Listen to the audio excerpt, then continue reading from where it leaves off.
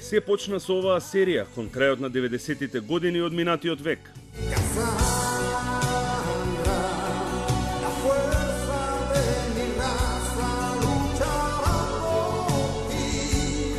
А продолжи вака. 24 часа, 7 дена во неделата гледачите беа нападнати од ефтини турски, индиски и шпански серии, без никаков квалитет и со сомнителна содржина. Во овој период речиси да немаше телевизиска куќа која не ги емитуваше овие нискобуџетни серии. Мислам дека тие серии оставија ефект врз помладите генерации, а совршено кореспондира со постарите генерации во најголем број. Бидејќи сметам дека нивото на Македонија културно е на тоа ниво на кое што се тие серии. 15 на години домашната продукција беше во клиничка смрт. Во овој период излезе само една серија, Салон Хармонија, која немаше висок рейтинг и не забележа никаков успех кај публиката. Кои се причините? Дали се финансиите или пак отсуство на идеи? Али ја не мислам дека е само финансиски, мислам дека едноставно немало интерес за тоа. Мислам дека едноставно сме или сме биле мрзливи и дека едноставно никој не сакал да се нафати да се помачи и со помали средства и на некој андерграунд ниво тоа да го направи ако треба. Играат улога финансиите, но мислам дека не се само они прашања.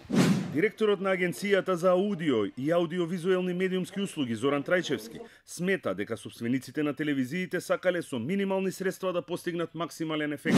Може би постојат повеќе фактори, напливот на ефтини на почетокот турски серии или серии шпански, индиски и така натаму, кои што им возможува на радиодифузерите да со помалку вложени ресурси финансиски и човечки да дојдат до поголема гледаност на својата програма. Програмата на телевизиските екрани се смени кон крајот на 2013 година, кога беше донесен закон за медиумите, според кој телевизиите се обврзани да емитуваат програма од домашна продукција. Трајчевски како пример ги зема новите серијали на македонски народни приказни.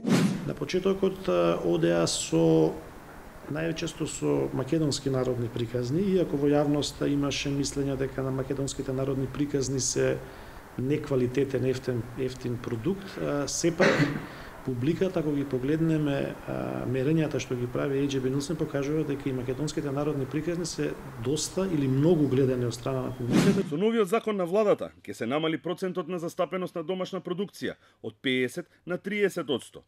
Но затоа ќе се внимава на квалитетот на програмата. Она што до сега беше правило, беше половина од програмата на телевизиите да биде од сопствена продукција, со предлогот на законот кој што веќе го имаме ставено во процедура, односно да го коментираат граѓаните, ќе се намали на 30%, но ќе се инсистира на поголем квалитет. И тоа е нешто што го бараат и самите телевизии. Клучот на успехот и развојот на домашната продукција е континуитетот и квалитетот. Ќе бидат успешни тогаш кога ќе се случи континуитет. Тоа значи не да застане сега оваа продукција, ја завршиле својата порака, било политичка, било каква, и онда застанала, и ние сега 10 години треба да чекаме наредна продукција. Не, тоа треба да продолжи и тие серии да бидат се подобри и подобри или во најмала рака да останат на нивото на кое што се сега. За Трајчевски пак потребна е поголема финансиска помош од владата и измени во начинот на финансирање. Секој медиум има цел да има што поголема гледаност, да се покажува дека граѓаните во Македонија се гладни, сакаат да ги гледаат овие продукти, дека и самите телевизии се свесни за тоа и дека ќе се насочат кон производство веќе и на многу квалитетна игра на програма. Сериите Инсайдер, На терапија и Фамилија Марковски, покрај средства од матичните куќи и од владата, се финансиски помогнати и од USAID.